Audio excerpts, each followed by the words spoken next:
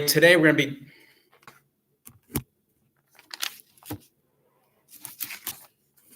Hey everybody, today we're discussing a topic that's in chapter 13.4, and it's dealing with the Nernst equation. So let's first of all remember what the Nernst equation describes. The Nernst equation is giving us information about how a chemical equation or a process, an electrochemical process, is going to proceed. And there are two factors that we have to take into effect. First of all, there is an chemical potential in which we're going to have movement of a negatively charged electron towards a positively charged region. And this is going to be reflected in the Nernst equation in both E and E naught of our cell. And we'll be discussing that. Another issue that affects the distribution of how a process occurs: concentration. And concentration is reflected in how we approach equilibrium in many of our processes. And we're going to use our reaction quotient. Reaction quotient is written just like an equilibrium constant. When our reaction quotient is equal to K, we are at equilibrium.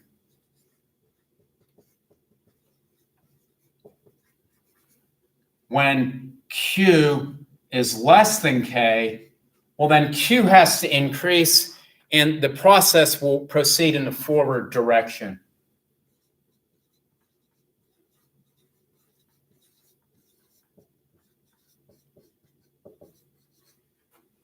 When Q is greater than K, well, Q has to become smaller to be equal to K, because we're all happy at equilibrium.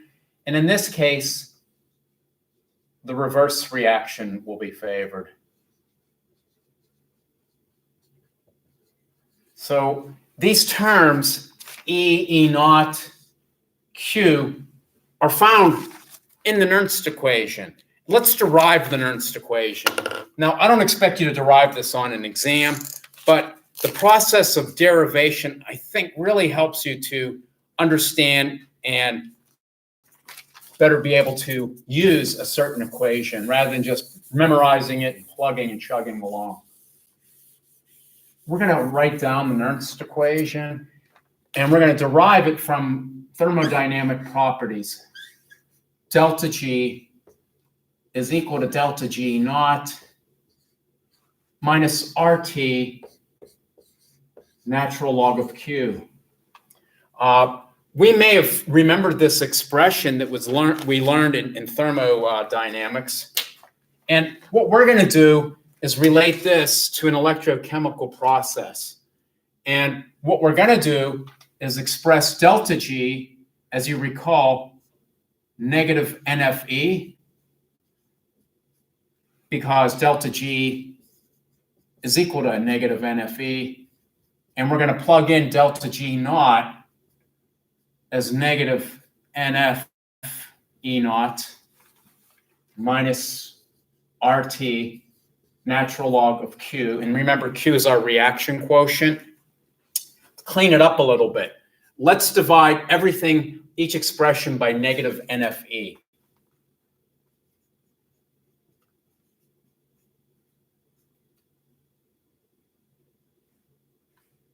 It should be plus, I'm sorry.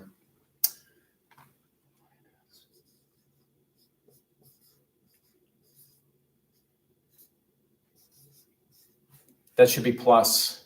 That should be plus. I'm sorry. So there's our expression that we have for natural log of Q and how we express that with respect to our cell potentials. Let's put some values in here now. Let's put some values in here. R is our gas constant. R is 8.314 joule per Kelvin mole. T is the absolute temperature. Most processes will be conducted at 298.15 Kelvin. N is the number of electrons that are being exchanged in a process. And these are usually going to be, this is a number of electrons. And this is usually a whole number, 1, 2, 3, and so forth. F is the Faraday constant. We discussed the Faraday constant earlier. The Faraday constant is 9.649 times 10 to the fourth coulombs. Okay, and let's convert this to a base 10 log. E is equal to E naught minus 0.05916 volts divided by N, number of moles of electrons that are being exchanged. And notice I converted this to a base 10 log factor. Hopefully you all can recognize this from our fluoride experiment. Remember, in the fluoride experiment, it was a 1 electron process. We were measuring millivolts, and we plotted the cell potential that was measured versus the negative log of the fluoride ion concentration. And what we showed was that our slope, being a Nernstian response, would be about 59. So hopefully everybody can recognize this and appreciate this equation that we've derived here from first principles of thermodynamics, and something that we've used in our classes so far. We're gonna keep this on the top of the board, and we're gonna work through a problem involving the Nernst equation. 2 problems actually. Now the first problem that we're gonna work on is on today's PowerPoint, and let's just remember what we're dealing with is our Nernst equation. E is equal to E naught minus 0.05916 volts divided by N times the log of Q. And remember, the reaction quotient is written just like an equilibrium expression. We're taking into account any substances that are aqueous ions or gases. Anything that shows up as a pure liquid or a pure solid doesn't show up in a Q value because it doesn't show up in an equilibrium expression. So let's look at the cell that we're working with in our first problem. If you have today's PowerPoint in your possession, I hope you do, you should have a really good picture of this, but I'll try to do my best at drawing it. We're going to look at an example problem dealing with an electrochemical cell.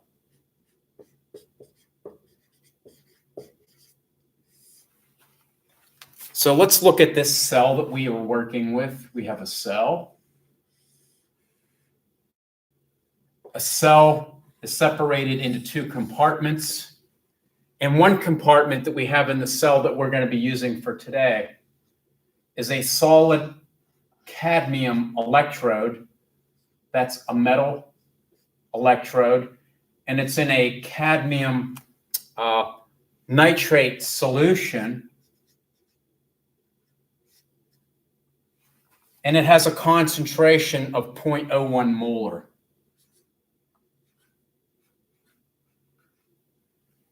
And then we have a compartment on the other side. There's our aqueous environment, and we have another electrode. And this electrode is composed of solid silver. And it's immersed in a solution of silver nitrate. and it has a concentration of 0.5 molar.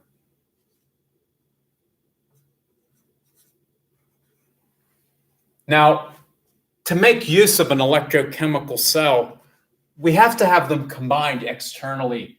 And normally we use a wire, and we'll have some type of measuring device that shows our voltage. And we call this a potentiometer, potentiostat. Sometimes we use the word voltmeter. And the final thing that we need here is a salt bridge. A salt bridge is an inverted U-tube that has a salt that doesn't interact with any of the species in the environment, and it maintains electroneutrality.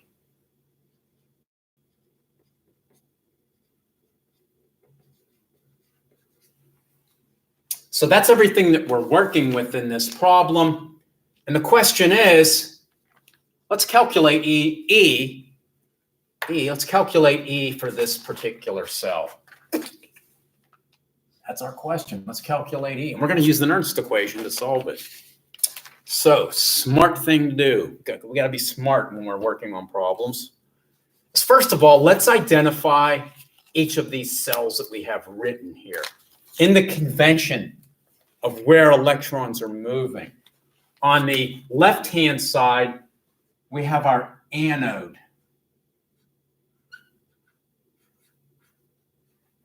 Anode is where oxidation occurs. I simply memorized this when I was in undergrad. They both have a vowel. Anode is oxidation, A and O. And where oxidation occurs is cadmium is being oxidized to cadmium 2 positive, and we're having electrons flow from our anode through our voltmeter, which measures the amount of work that they could conduct, over to our silver electrode, which makes up our cathode. And the cathode is where reduction occurs. My mnemonic was helpful because those both start with a consonant. And over here, what we have, our silver ions are moving to our solid silver cathode, and they're being reduced from silver positive to silver solid. So those are the two processes that are occurring. Now, to solve the Nernst equation, we need to take into account two features, as we were discussing a few minutes ago.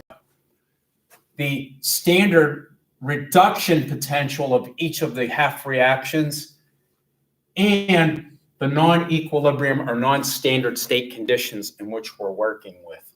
So the first thing we want to do is look at the anode and the cathode and write down their reduction potentials. That's the convention that we use. So let's look at our anode. The anode is where oxidation occurs, but what we're focusing on is the standard reduction potential to solve our problem.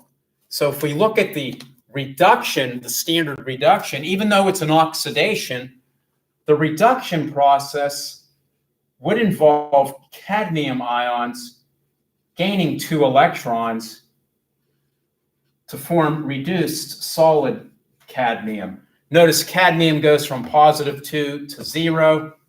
It's a reduction process. And we would use a table to determine this. And I gave a table in the problem. Our tabulated value from this problem is negative 0.402 volts. So that's the standard reduction potential.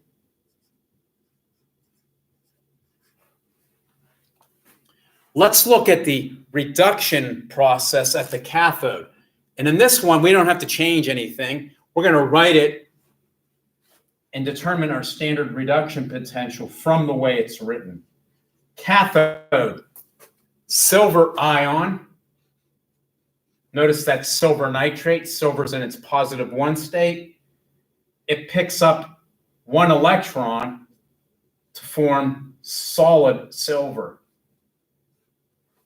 and we would go to our standard reduction potential table and see that this has a standard reduction positive 0.799 volts. So as a first step, what we can do is we can calculate the E naught in this half of our Nernst equation. E naught is equal to the standard reduction potential for our cathode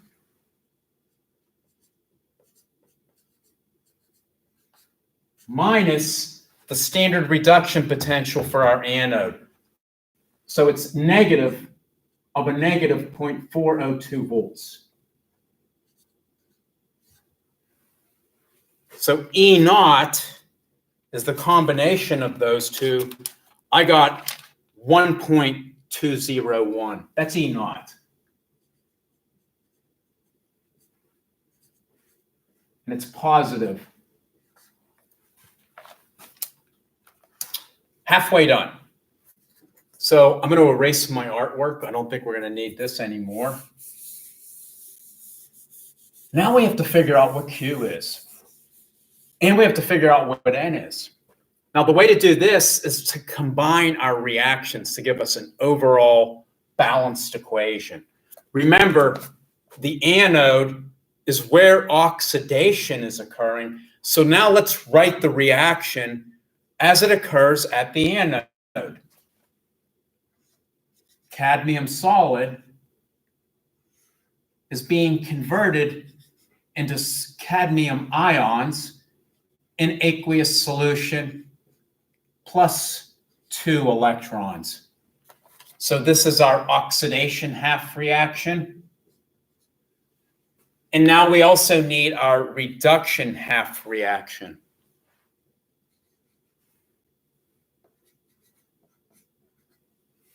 What's happening in reduction?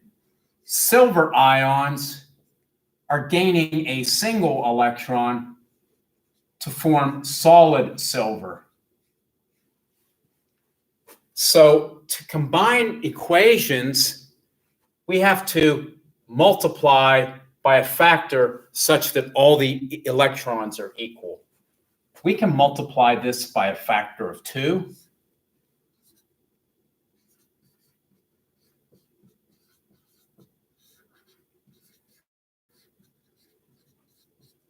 And now, what we're going to do is combine our 2 half reactions to give us an overall balanced equation. So cadmium solid plus 2 silver ions. And notice the electrons show up as products and reactants, and they cancel out. And our silver ions are in aqueous solution, and we end up with solid silver plus cadmium ions in solution. So what to also recognize, notice we multiplied this anode reduction half reaction. That doesn't, we don't multiply the standard reduction potential. Important. Write this as is and use it in the equation. Don't need to multiply it. Don't do that. This step simply tells us our value of N, which is 2 electrons. And now we need our Q value. Q, remember, is written just like an equilibrium expression. Q is equal to the concentration of ions as our products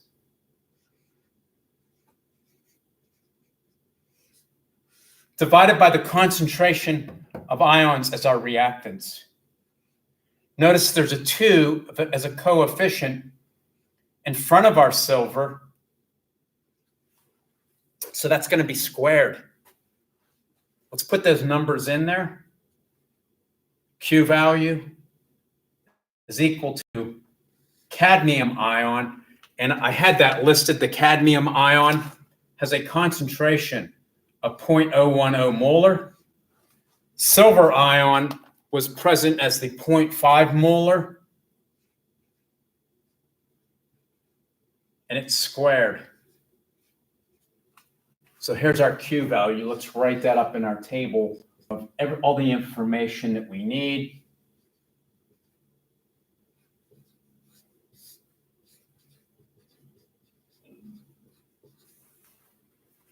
And now we can write our Nernst equation using all of this data that we have over here on this side of the board.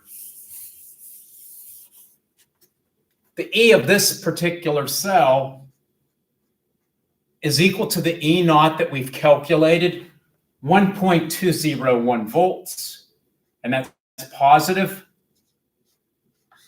minus 0.05916 divided by 2. That's our value for N. And this is also in volts, times the log of the value of Q, which we have expressed here, 0.010 divided by 0.050, and the 0.050 is squared. If we put all those together and we solve this problem, I get an E of this particular cell, positive 1.24 volts.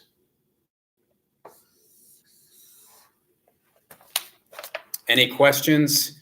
Send me an email if you have any questions, and hopefully we can do more YouTube videos, because it's a nice way to get everything done and I don't get screens flying out, and hopefully everyone can see this, and we'll do another example a little bit later. Thank you.